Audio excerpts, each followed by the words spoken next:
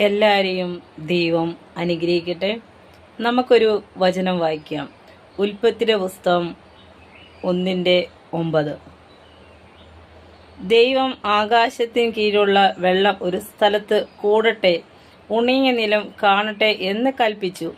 അങ്ങനെ സംഭവിച്ചു. ഉണങ്ങിയ നിലത്തിന് ദൈവം ഭൂമിയെന്നും വെള്ളത്തിന്റെ കൂട്ടത്തിന് സമുദ്രമെന്നും പേരിട്ടു. നല്ലത് എന്ന് ദൈവം കണ്ടു.